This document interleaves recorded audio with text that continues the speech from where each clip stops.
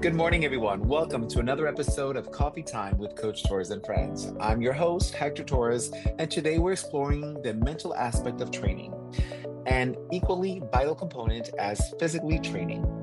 Joining me is the fantastic Jan McDonald, an experienced mental training coach.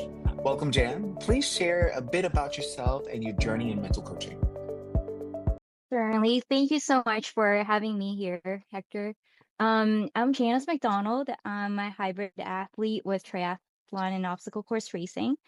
I'm marketer and founder of Inner Apex, where I coach high performers in mental fitness. My journey actually started long before I even called it coaching. It came from real life pressure, training, and endurance races I wasn't really exactly ready for. Building a business from ground up and consistently proving I belong in rooms where I don't always feel seen. So over time, I realized mental fitness isn't about grit. It's about adaptability, perspective shifts, and knowing how to reset your mindset when the pressure's on. So that's what I coach now, not to push harder, but how to move smarter with clarity, confidence, and a strong sense of self. I love it. I love it. Love it. So perfect. So let's start with our first segment, understanding mental training. Jan, let's begin with the fundamentals. What is mental training and why is it essential for our athletes? Sure, that's a really great question. Mental training is just like physical training, but for your mindset. It's about building tools that help you focus, stay composed under pressure, bounce back from setbacks, and showing up consistently, especially when motivation is kind of low or conditions aren't actually ideal. So for athletes, it's actually really essential. Like your body can be in peak condition, but if your mind spirals mid-race or you second guess yourself when things get tough, performance really crumble. I saw this actually firsthand during my first Ironman, half Ironman in 70.3 in Oceanside. I just had 3 months to train and barely knew how to swim or bike. And the ocean conditions were brutal, and I didn't make the swim cutoff. But instead of letting that break me, I reframed it as a growth milestone. That moment was a turning point where I realized how you think in tough moments can shape how you rise from them. That's what mental training gives you, the ability to stay grounded, adapt on the fly, and really turn pressure into performance. And that's very valuable because many athletes, I see so many of them break down leading into the race because the stressors and they have so much noise that they allow to come into the training that instead of focusing like what is your why and why did you get started? So from your perspective, what are the most frequent mental obstacles athletes encounter during both training and competition? Well, the first is self doubt, that voice that says, what if I'm not ready? Or who am I to even be doing this? It shows up right before the starting line, in the middle of a hard workout, or even any moment where things don't go as planned. So then there's perfectionism, athletes who feel like if it's not done perfectly, it doesn't count. That pressure can really lead to burnout or hesitation to even start something challenging. Another common one would be comparison, especially now with social media. It's easy to measure your progress against someone else's highlight reel and lose sight of your own growth. And finally, mental fatigue, which is very real, not burning out from training volume, but from consistently thinking, over analyzing, and never mentally stepping away from the sport that drains focus and joys really fast. I've dealt with every single one of these at different points, and recognizing them early and having the right tools to navigate through, that's where the real breakthroughs happen, actually. I agree with you 100%. It's like I tell many of my athletes, I'm like, you're a flower. And they're like, Hector, I'm like, come on, you're a flower. We go, when a flower blossoms and blooms, they're not paying attention to the next flower by themselves next to them. They're just blossoming by themselves and becoming the best version of themselves and not allowing all that other noise that we allow ourselves. Because as you mentioned earlier, social media has a humongous component to this, and we allow it to influence our lives in too many ways. And sometimes it's too much. Well, perfect. Let's go to our next segment. So, tools and techniques. Could you guide us through some of the primary mental training tools that you employ with athletes? For instance, visualization, self-talk, or mindfulness? Sure, definitely. I use a mix of tools depending on the athlete and what they're facing. But here are a few core ones I come back to very often. Visualization is, of course, a very big one, but not just the seeing yourself winning version. Um, Athletes can use strategic visualization where you're rehearsing how you handle things when it's going wrong, like chafing, weather changes, misfueling. When you practice your response to chaos, you stay calm when it actually happens. Self talk is another major pillar. Most athletes are running on internal script that they're not even aware of, usually critical, anxious, or pressure packed. I help them create performance scripts, intentional phases, or cues that keeps them focused, confident, and resilient in the moment. Mindfulness ties it all together, not just meditation, but the skill of being fully present without judgment. That's very critical. In a race, that means feeling the discomfort without panicking, noticing your breath without losing pace, and not attaching to every thought that pops out mid run or mid rep. And finally, really having mental resets. When something goes off plan, you really need a fast, effective way to reset and refocus without spiraling. That could be breath work, physical cues, or anchoring to a mantra like next rep, next mile, next move. These tools work together to not just build mental toughness, but mental agility. That's a real superpower. That's one thing I commend of you because with the years that I've known you and I've coached you, I've seen you transcend, I've seen you progress and seem like, and whenever there's a fall, you're like, well, at least we got this done. And you're optimistic because I'm like, all right, we learned something from every single obstacle that comes our way. Now, my Remember the next question, squirrel? I know, my God, this grow, don't get me started. So, how can athletes seamlessly integrate these tools into their daily training routine? Do you suggest any specific exercises or schedules? Absolutely. The key is not overcomplicating it. Mental training doesn't have to be a whole separate block in your schedule. It should really weave into what you're already doing. So, for example, for visualization, do 1 to 2 minutes before a hard workout or race pace effort. Close your eyes, walk through how you're feeling at the toughest part, and mentally rehearse how you respond. Not just the outcome, but walk through the grind. And then there's also self talk. Pick 1 to 2 performances cues and repeat them on the move. Could be like stay strong, breathe and go, or light and quick during the runs. Say it out loud or silently. You're basically reprogramming your autopilot. The Love it. next one would be like mindfulness. Try a sensory lap during easy runs, rides, or warm ups, and then tune into your breath that sounds good to you, how your body feels, and no judgment, just awareness. It's like a mental tune up without needing to not sitting, need to stay still on a cushion. So, and there's also mental resets. Build a go to reset into transitions. So if you miss an interval, a bad rep, like practice a reset ritual, deep breath, cue, word, shake it off, next. So make that as a part of your bounce back system.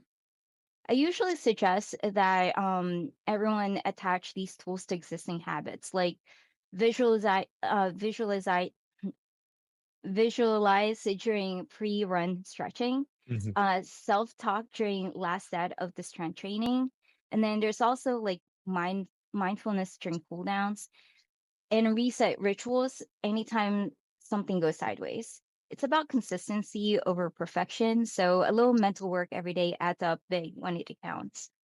I agree with you 100%. And these are great strategies that we can recommend the athletes to, will help them with self doubt or fear or failure. And one things that many people forget that exercise is controlled failure. And we Mhm. take our bodies to failure when we're exercising and we don't realize it, but then we're afraid of what's to come later. So I love the tools that you recommended us to start using because, we're going to fail and that's okay. Because you know what? If you fall down, you need to get up again. So I love Mhm. it. You led into our next segment is overcoming obstacles. Mental resilience is crucial in sports. How do you assist athletes in recovering from setbacks such as injuries or disappointing performances? Sure. Well, first off, the feeling of failure is actually pretty normal. They're not a flaw, they're just a signal. Fear of failure actually shows up when something matters to you. That's not a weakness, it's just proof you're playing at a meaningful level. So, when coaching through self-doubt, there's three main strategies to look into. Like, first, name the voice and don't be the voice. I tell athletes to separate the inner critic from who they really are. And if they can name that voice, like the doubter or the saboteur, you create distance. Now you can challenge it instead of absorbing it. And there's also something I called evidence-based confidence. And it's pretty much like stacking your receipt. We go back and look at past wins, moments they're pushed through, and challenges that an athlete already have overcome. And self-doubt thrives on forgetfulness. Confidence comes from remembering what you've done and survived. So just remember, like when you finish your first Ironman, when you finish, when you got in that podium, when you got your first PR. Those are some things that would really help boost your confidence. Um, and then the other one is reframing the outcome. Fear of failure usually comes from attaching your identity to results. So we shifted as instead of what if I fail or what if I and attach it more to what might I learn if things don't go to plan, like we mentioned before, or what would I miss out if I don't even try. I've had races where I really didn't even hit my goal. Amy, my first Ironman at 70.3, I didn't even get to finish because I wasn't able to move on to the bike. But they taught me more about resilience, humility, and growth than any perfect race could. Athletes need to know that your worth isn't tied to your wins. You're already worthy, and training is just a place to express it. I agree. That's amazing. I love it. I love it because it's something. It goes hand in hand. What I've been preaching for so long is like, you know, when you go into a race, you're gonna have bad days. There are days that things are not gonna go your way, and it's like, all right, if it did not go your way, well, you know what? Get up and let's go. Let's attack the next one. Out of all of the 36 Ironmans that I have done, I have learned something of every single one, and I cannot go into this race. I'm like, okay, I'm going to do great. I was like, I'm going to go and I'm going to perform and I'm going to do my best. Whatever the outcome is, that's great because I have no control of the environment of what's going to happen to me out there. And even though we try to control as much as we can, we have to learn to improvise and do our best. And we set our minds as, okay, you know what? We're going to do our best today and not set high expectations. Just I'll go out there. If you did the work, you have to trust in your training and then you're going to be able to do fine. All right. So what does the significance of goal setting hold in mental training? And how can athletes establish realistic yet ambitious goals? What have you found when within yourself as a coach and as an athlete, establishing these goals? How has that helped you? Yeah, goal setting is actually huge in mental training. It gives the mind direction, the body intention, and the heart something to chase. It's not just about writing your goals down, but it's how you set them that makes a difference. You see, a lot of the athletes either go way too safe or so big it becomes paralyzing. So, one of the things that could help athletes is build a layered approach. The first one will be to anchor to your why. Before we even talk about numbers, we need to get clear on why the goal matters. Is it about growth, redemption, joy, purpose? The emotional anchor fuels consistency when motivation fades. So that's why that part is really important. And then the second one is set three tiers of goals. This one is actually one of my favorite tools. There's your A goal, which is your stretch goal, the big win if everything clicks. So, and there's the B goal, which is a solid, realistic target based on your training data. And then the C goal is your non-negotiable, finish strong, stay in mentally, and honor the effort.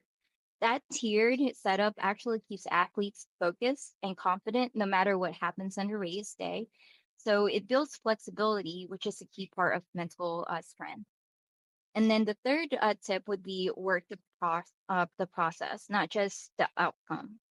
We also set like process goals. These are the daily or weekly things in your control, which is like your nutrition, recovery, mental reps from cues, and form cues. And you don't rise to your goals, you just fall to your systems. So process goals keep the fire lit without the burnout. And then personally, I've actually used this structure for pretty much everything between like obstacle course racing and a triathlon. So when I missed the swim cutoff of my first 70.3, my seagull kicked in and stay mentally strong and support others. I went to the finish line and really just went all out for my teammates because that choice kept me in the game mentally and made my comeback even sweeter. So yes, set big goals, but make sure they're grounded, layered, and aligned with who you really are. I love it. I love it. I love it. I love it. And it's you tapped into every single thing I wanted to talk into, so that is great because it's it's setting you the expectations of if things doesn't go as we wanted. I'm like, you know what? Let's focus on if you had a flat tire, you know what? Great. So let's enjoy the bike ride. You can't stress. I'm like, oh, I had a bad bike ride. My time is going to be bad. Who cares? Who cares? Who's going to judge you? I was like, it's just you're judging yourself. I was like, if something goes wrong, that's okay. It makes us human. Things are not always going to go perfect. The pros go through bad days and good days and bad days. And when they have bad days, they're like, right, well, there's nothing else we could do. And they just keep on moving forward. I love it. So now, one thing that I wanted to tap into. Remember when I had you going for race day and getting ready for your races. I tell my athletes, visualize your race on what you're going to be doing on race day.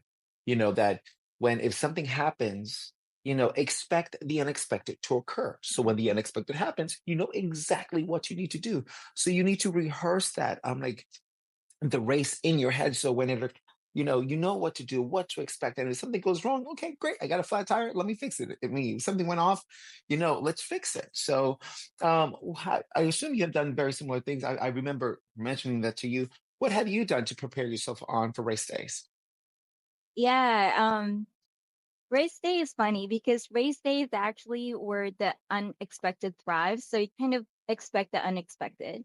So whether like the weather shifts, like your equipment fail, and then your stomach rebels, someone elbows you at the gym, at the swim, it's total chaos, and that's exactly where mental prep matters just as much as your taper.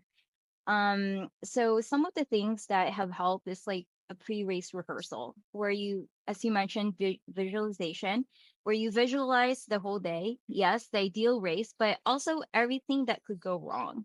Practice how you'll respond. Like if you miss nutrition, how do you reset, panic and swim? You breathe and recalibrate. And when you're already lived it in your mind, it doesn't rattle you as much when it does show up. And then another one is a one word or cue. So just pick like a personal mantra or cue, something short and powerful and meaningful. Like mine has been lately, it's been breathe and believe or move through. So when the chaos hits, that becomes your anchor. So you just keep repeating that to yourself. Um, and then the other one is control the controllables. You can't control the weather, other competitors, or random mishaps, but you can control your mindset, your effort, your attitude. And it's a good reminder to own, um, it's actually a good reminder for me to own what's in my lane. And that shift alone actually turns in panic into presence. Another one is to ground yourself physically. Like if your nerves spike, use physical cues like slow breathing, feeling your feet on the ground, lightly shaking out your arms a little bit to bring your nervous system back down and getting out of your head and back into your body. Because I remember actually back when I did Ironman Lake Placid, it started pouring rain like mid bike. I was ascending at 47 miles an hour in the wet, but because I've trained in the storms, like during my iron training block, and mentally rehearsed that scenario, I stayed pretty calm. I didn't fight the fear. I wrote it, and that's what got me through. So the real prep isn't really about avoiding surprises. It's about training your brain to meet them without flinching. I love it. I love it. I love it. So this is great. So Jan, this conversation has been amazing. Do you have any recommendations or resources, books or apps for athletes interested in diving into mental training? Yeah, sure. There's a few books. There's one that's called The Brave Athlete by Simon Marshall and Lesley Paterson. It's hilarious and brutally honest and science-backed. It covers everything from self-doubt to race day nerves with actionable tools. Another one is by Endure by Alex Hutchinson. And he explores the limits of the human performance and how the brain influences endurance. It's great for understanding the why behind what we feel. There's another one it's called With the Winning in the Mind by Lainey Basham. It's a classic used by Olympians. It focuses on mental systems and self image, super practical and especially for race day composure. And then for the apps, I would say the Mindset app is actually pretty good. It's created by mental performance coaches. It includes guides, exercises to confidence and composure and focus. Another app would be Visualize You. It's designed for athletes to run through performance visualizations, pre-race or pre-workout. It's a simple guide and pretty effective. Oh, I love it. So for those athletes tuning in, I mean, we've shared with you some key components and exercise like positive self-talk, visualization. Talk to your coach, talk to other peers because we all go through the same thing. And if you don't speak and if you don't talk, no one's going to know what you're going through. Jan, this conversation has been incredibly enlightening. Thank you for sharing your valuable insights. Before we conclude, we can where can our listeners connect with you if they wish to learn more and collaborate with you? Sure. Thank you so much, Hector. This was a great opportunity, and I really love our conversation. Mental training is one of those things that doesn't really get talked enough, but it does change everything when it's part of the process. So, if anyone listening wants to dive deeper, you can connect with me at Inner Apex, INNER dash APEX.com. Or you can also just DM me in Lil Mischief, LILMZCHIEF in Instagram. And that's where I share resources, coaching info, and articles on mental fitness for athletes and high performance. Perfect. So I'll have all of that in the description below, and and all the books that she talked about. I'll also have them included with the links of where you could go also get them. So thank you once again, Jan, and a big thank you to all of our listeners for joining us on Coffee Time with Coach Torres and Friends. Remember to subscribe and share this episode with your fellow athletes. Stay strong, stay focused, and we'll catch you up next time. Take care. Bye.